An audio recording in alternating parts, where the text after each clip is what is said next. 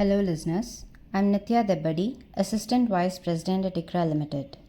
And through this podcast, I'll be sharing our views on automobile dealership industry. Following an estimated growth of 27 to 30% in FY 2023, the revenue of the domestic automobile dealership industry is poised to grow by 11 to 13% in FY 2024, aided by a 6 to 9% volume growth and increase in vehicle prices.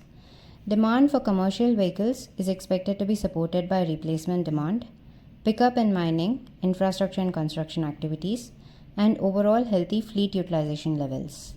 In the passenger vehicle segment, underlying demand trends remain stable, although supply chain related factors, increase in cost of ownership, and monsoon performance are key monitorables.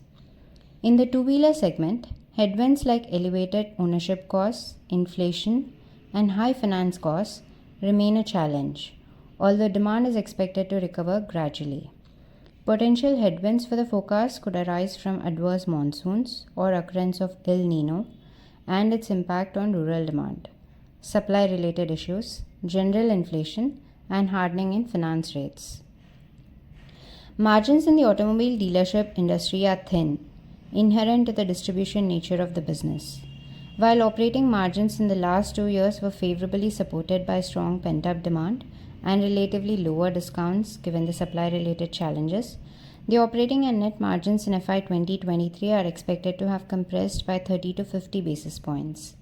Factors like reduced waiting periods, increase in operating costs given general inflation and competition, rise in interest costs because of increase in interest rates, and rise in working capital loans given elevated inventory levels are expected to weigh on the margins in FY 2024. Nevertheless, the industry's operating margins are expected to be better than pre-COVID levels.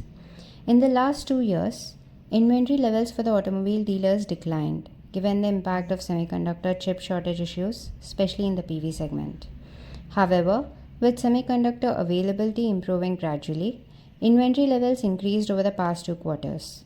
ICRA expects inventory holding levels to increase as compared to the last 2 years and normalize gradually to about 40 to 45 days going forward. The cash flows and credit metrics of the industry players improved in the past 2 years, supported by better margins, lower debt, and faster working capital cycle. The industry debt metrics are expected to remain superior to pre-COVID levels despite some moderation in the near term. Thank you for listening and stay tuned for our upcoming podcasts.